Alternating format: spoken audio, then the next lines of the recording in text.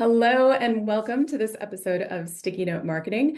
I'm your host, Mary Czarnecki, and today I am excited to introduce you to my guest expert who is the co-founder and CTO of Voyantis.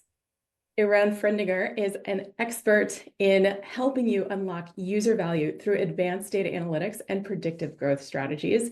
And today we are going to be talking exactly about that, how to seamlessly integrate these technical insights with actionable marketing. So, Eran, thank you so much for joining us today on the Sticky Note Marketing Show. Thank you. Pleasure being here.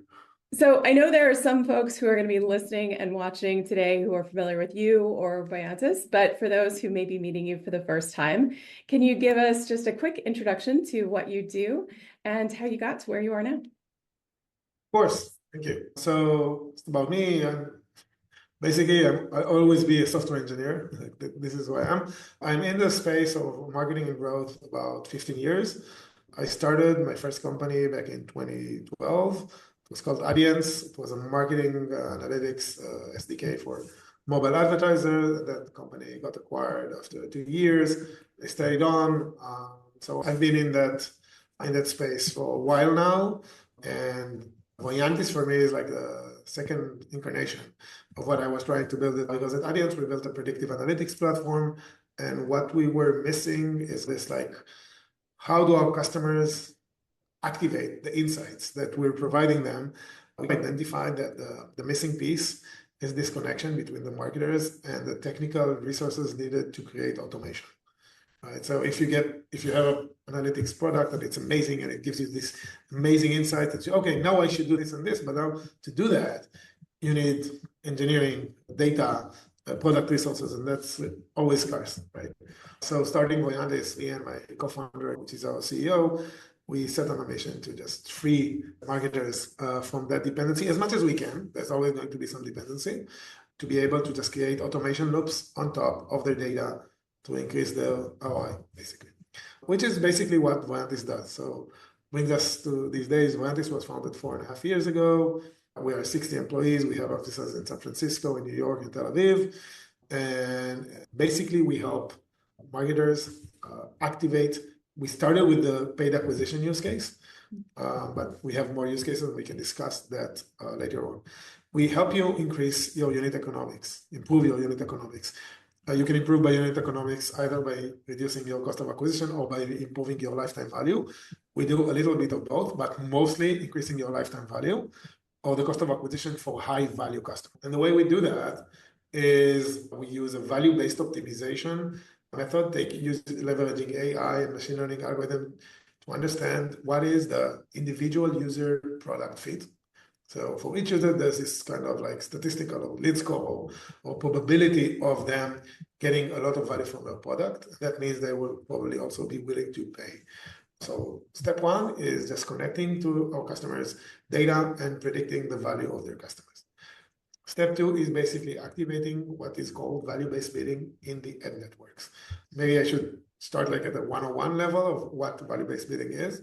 Yeah, so let's start there, because I know there are some people who already got their sticky notes out and they're ready to write because they're like already in this topic. But just to go give the folks who may be listening or watching who are just getting started with this, just scratching the surface, just break down for us value-based bidding. So if someone's just getting just getting familiar. Sure. So at the very basis of it is how is an ad being served to somebody, right? Like when you're browsing somewhere and there's an ad that you see behind the scenes, there's this real-time bidding that happens within a few tens of milliseconds. A lot of marketers are real-time bidding on the opportunity to show you the ad, and the one that sets the highest bid is the one that gets to show the ad. Most marketers don't see that real-time bidding happening because when you run a marketing campaign in Google, in Meta, in TikTok, in Bing, you go into the ads manager, you set up a campaign, and you set up some parameters. Where is the real-time bidding happening? The real-time bidding is happening with basically a third party, and the third party in this case is usually in the sense that the ad who says, you're a marketer. You are not going to build a real-time bidder. Not every marketer is going to build a real-time algorithm. So we will do it for you. You just need to tell us what your preferences are.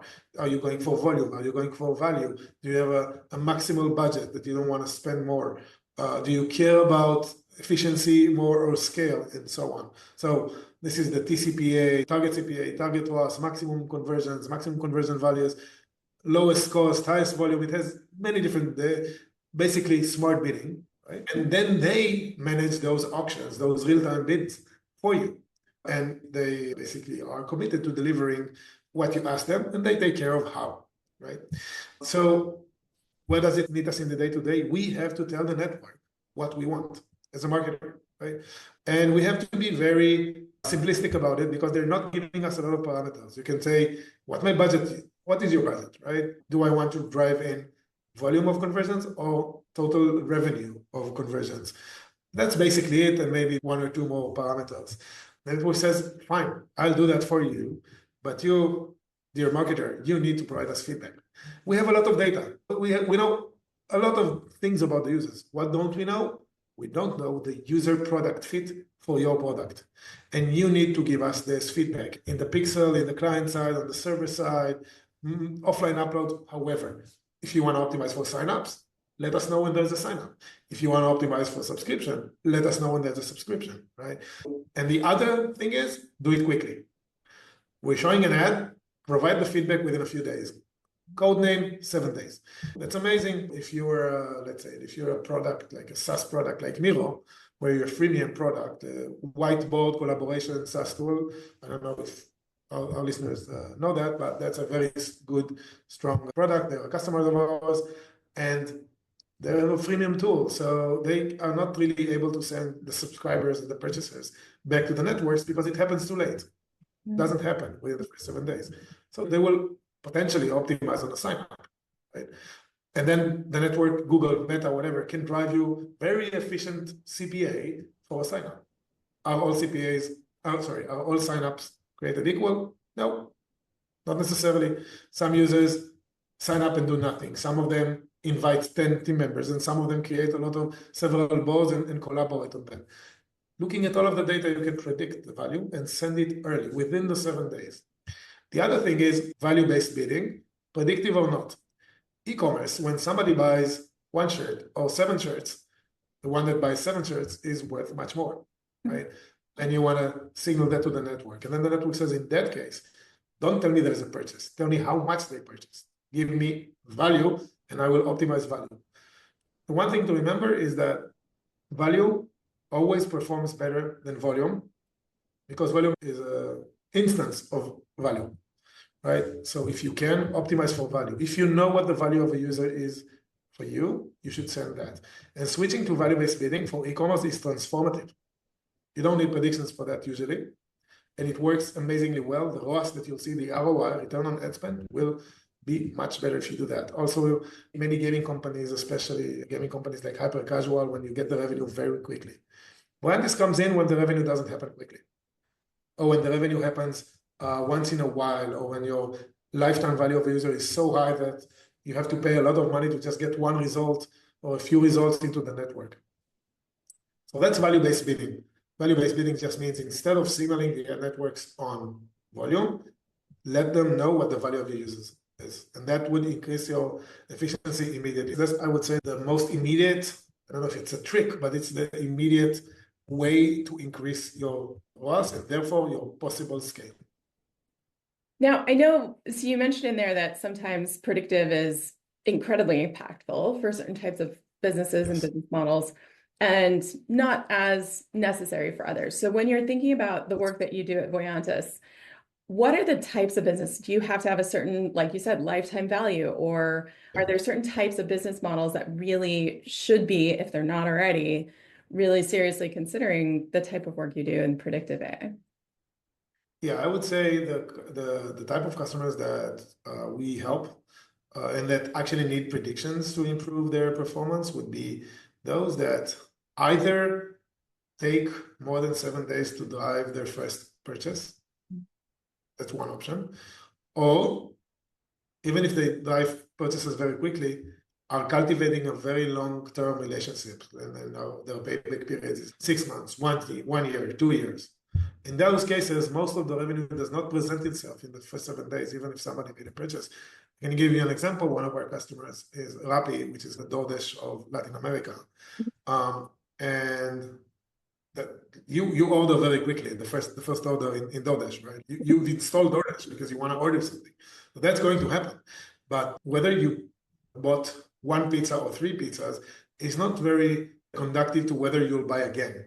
Mm. Whether you bought a sushi or pizza is much more interesting than whether you bought one pizza or three pizzas, right? And where you are and when you did it and why you did it and so on.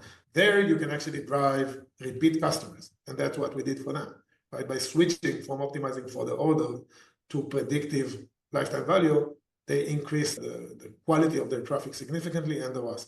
So that's the kind of impact you can get. On the other hand, if your purchase happens very quickly and you're more interested in a very quick payback, like some e-commerce players, especially the ones that are not, I would say, a marketplace or a subscription business, then you don't need predictions, basically. But if you're, for example, a lead-based business and you're basically gathering leads and then your salespeople need to call them and it takes time, whether it's for B2B or it's to take a mortgage or loan or whatever, those things take time and then they can benefit significantly from predictive value-based bidding. No, that makes sense. So either, like you said, it's developing a relationship. This isn't just, okay, I'm going to go buy a pack of gum. Or like you said, with the DoorDash equivalent, right? I love that idea of the DoorDash for Latin America. The concept, okay, great. If I'm buying 3 pizzas, that value to my organization is not as much as someone who might be buying a $300 sushi order, but just less frequently, right? So it's not the value of that customer, that consumer is not the same. So when you're thinking about how you're helping people with that, with this AI-driven decision making, in my world, a lot of times what I'm helping people do is write better creative briefs so their messaging is right, or helping people develop their strategy for their marketing campaign higher level. Where do you see that falling short, or where do you see that needing to tie to the work that you're doing, right? You're making AI-driven predictive decisions about the value of certain consumers, that not all consumers, not all customers are made equal. And there has to be this product customer fit, like you were saying. How can those folks within the organization that are working on more messaging and creative side of marketing partner most effectively with vendors like you or the internal partners like you and their teams? Just to make sure that I understand, you're asking other than the user acquisition team, yes? Yeah, other than the user, because right now, one of the things that I see is that in marketing teams, there are the people who understand at a deep level, like you, the power of AI and predictive analytics, right? And then there are the people who are like, I don't do the tech thing, I do the messaging thing. So how can those two different parts of marketing come better together? So this goes back to what I said about my first company and my second company. Right? Yeah. Voyantis is like we need automated loops to create value on top of predictive analytics. So value-based bidding in the ad networks is one such loop. But for example, you are here to try and get your free users to commit to buying their first order by showing them a specific promotion or sending them a reminder or an email or whatever. Or they already bought something, but you want to upsell or you want to get them to renew a subscription or upsell that subscription, then again, I actually think about it as it's a technical term. It's called treatments, but it's not like anybody's sick. But when you've got different treatments that you could provide to your customer at a given point in time, and either you go, okay, there's one treatment for everybody, or maybe there's one treatment, or there are several treatments, but they are anybody from that has like desktop gets this, and everybody that gets from mobile gets the other treatment. When you come to think about it, you can think about each and every engagement that the user has with your product, or I would say broader product experience, even if it's in marketing, if it's in SMS, if it's WhatsApp, or if it's within the app or product, it's still a part of the product experience. Every time they're going to engage your product and you're going to proactively show them something, there's going to be an ROI. There's going to be a cost for showing that. Sometimes the cost is zero. If it's just showing something within the app, sometimes it's not zero because maybe you give them like credit that they can use to buy something, or maybe sending an SMS costs money or whatever. So there's cost, much like in user acquisition, there's cost and there's value. Right. And the value is what is the probability of something happening that would generate revenue. And then if you have X treatments, you have X ratios between cost and value. The one that has the highest ratio is the one you should be presenting to your customer, right? So this is basically what we do there. We would help you. We are not there to define the treatments. You know your product best. You know your customers best. What we help you is to tailor and personalize that experience for each user to maximize the value. So it's that personalization, right? That's where it comes across as you still have to develop great messaging. You still have to understand the audience, the reality, those insights. But the power of actually blending this with effective technology is actually getting it in front of the right people, like you were saying, like making sure that those little moments, those moments that could be the difference between them going in one direction or another, increasing lifetime value or not, or putting, like you said, the right treatment in front of the right guest. That's where this comes in. Yeah. Yeah. And we like to do that. I would say we are not trying to personalize the product, but the broader product experience. I think that there are enough solutions out there to try to optimize user journeys and different screens that you're showing them and so on. But I think often the broader user experience is being neglected in the marketing, when you talk to sales, when you talk to support and so on. And in the beginning of life, where like when you just started within the product, you're still a free user. I think this, like in this outer shell, there's a lot of value to be created because it's where the money starts coming in, or when the money drips out, when you're just losing the customers. I think this is usually, again, not getting a lot of product data and R&D resources in most companies.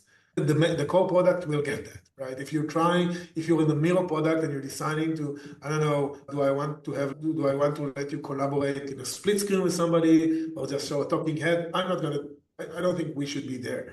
But if you're trying to decide what promotion to provide to somebody or how to propel them down the funnel, that's where I think marketers and growth teams can benefit from a solution that just takes care of this outer shell.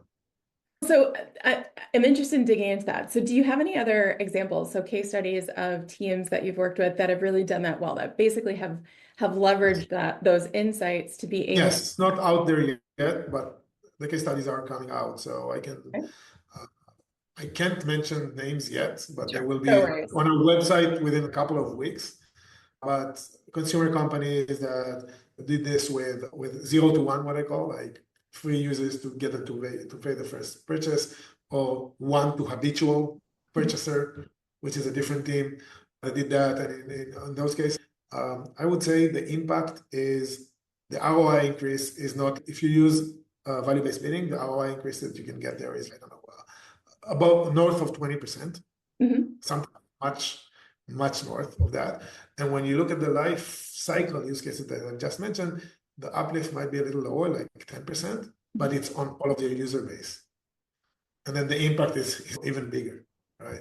So yeah, so those case studies will be available on our website soon. Okay, fantastic.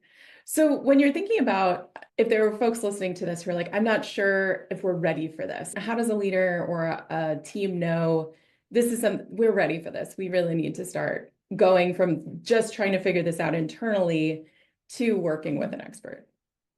So I would say this, 2 main things. If you feel that you've done the basics first, if you, in the case of user acquisition, if you think that you're still optimizing your ad account at the very basic level, then maybe it's not time to try a high-tech solution to move the needle even more. But usually I would say if you got to a few $100,000 of spend a month, then you're probably already there. And so that's on that side. Also, it's about how is your organization talking about unit economics. So if you look back, like before COVID, or even in the beginning of COVID, scale, like growth at all costs, right? There's enough examples out there of how that crashed and burned without naming names. And I think today's analysts in Wall Street and VCs and board members are much more inquisitive about the unit economics and about driving quality traffic. And if your executive team is speaking about this and is saying we're going to measure the organization on ROI, on cost per high quality customer, and so on, that's your sign to start looking for tools to drive that, because the old world is no longer there for you. You can always get more volume, but not all signups are created equal, right? That's basically the premise of it. If you want it on a sticky note, not all signups are created equal. Yes, exactly. I love that. So if you didn't hear that, Not all signups are created equal. Definitely be writing that down. That's our good reminder. But Amazing. I would say these are the two. And of course, third thing is make sure your data infrastructure is there. Like if you're not gathering the basic data points, you wouldn't be able to work on this. Mhm. However, be careful not to err on the side of caution. Like I often talk to customers, prospects before they become customers. They tell me, listen, I want to do this. I'm on board, but our data, listen, it's a mess. So I have not met a customer that told me that the data is not a mess. There's mess and there's mess, right? Yes. Like make sure that you've got the basic capturing pipelines, like capturing users, transactions, sessions, renewals, and so on. But there's always going to be something. By the way, that's another thing to put on a sticky note. Data will always break, right? Data always is a mess. That's fine. It just needs to be enough, not of a mess, or not too terrible of a mess to work with. Which is, by the way, also a reason that when thinking about doing this, you have to think about not just how hard it is or not, or how much would it cost me to build a model. Get a data scientist, use like a service, whatever to build a model. It's part of the job. It's part of the work being done here. But I like to call it 20, 30% of the work. The actual work happens the day after. You've got a model, it's in production. You're going to use it to tailor your user's experience, the automated loops. And go back to that sticky note, data breaks. Always. Some pipeline somewhere will break. Yep. You're now mission critical to your user's experience. And so it's not enough to build the model. You have to put in place monitoring and alerting and solutions that alleviate issues as they happen before the underlying issues are solved. And that's all part of what you should look for in a vendor. And if you're going to build it in-house, you have to think about all of that together. Basically, if you want to use data to improve your product, you need a product team, not a data scientist. Mhm. Data scientist is part of that product team. But it's not a one-time fix, right? It's not a one-time Oh installation. no, it's a product, and then you have to maintain the It product. breaks. Yes, it's not a one-time thing, but the good news is it creates a lot of value. So Amazing. it's really worth it. Just make sure you do it the right way. Yes. Amazing. Do you mind if I ask you, just shifting perspective a little bit, because you're a co-founder yourself, you've founded several organizations. So when you think about your growth as a business owner, as someone running a business, what's next for you? What are you focused on in the next 6 to 12 months? Personally, it's a Sure. personal. Yeah. I'm the CTO of the company, and for the first 2 years of the company, I basically wrote code and built algorithms. And at this point, I would say as the organization grows, I feel that the value I can bring is because I help connect. I understand marketing, I understand data, and I understand how businesses work and how processes with these businesses work. I lean more toward the product and customer success side and helping our customers really drive and implement and drive their ROAS and their efficiency up. And Mhm. so this is where my focus is because honestly, like all of our teams are amazing. I think that our R&D and algorithm teams are very independent at this point. We understand what we're doing. They keep improving. They have their own internal combustion engine. And our mission is basically to provide all of the growth organization with solutions. So I want to keep building those additional products as our platform goes and provides you with a one-stop shop for predictive optimization. Amazing. And I know we have some founders that listen to the show as well following this and might be in a similar situation, right? Growth phase, like you said, now all of these teams have their own internal combustion engine. What excites you most? Because I know you said at first you were doing all the coding, now you're stepping into a new role as a CTO. If there's someone also going through that kind of experience, what would you say to them? Someone that's doing that same kind of thing for what keeps you inspired? I think that the joy of creating value is what I get up for. Like seeing that the realization of a customer of how much money they're going to make. We've already made you so much money and you can make a lot more out of that. That's like priceless for me. And I want to keep chasing that. I think that's a super strong motivator. Everything else is a means to an end. Like it's a tool to build exactly that, to create value. It's funny because we're talking about value-based bidding, value optimization. We always tell our team, we're here to create value. value-based, value optimization, whatever. We're here to create value, actual value. And if we don't create value, we won't get paid. And if we get paid when we're not creating value, it wouldn't last. So that's No, that's a great and I reminder. think that's like a general thing for founders, right? Like if you get up and you create value, the success and the money and the growth will come as long as you keep your eyes on the ball and keep generating more and more value for Amazing. your customers. Yes, yes, exactly. Because you could be making money now, but if the value is not behind it, like you said. Exactly. Thank you, Eran, for being here. And I hope everyone has very full sticky notes coming out of our conversation today. Any parting thoughts for our Oh, yes. Basically, we said that, but there are two. The saying goes that there are only two certain things in life. I think it was Franklin, right? Death, and taxes. So actually, three things.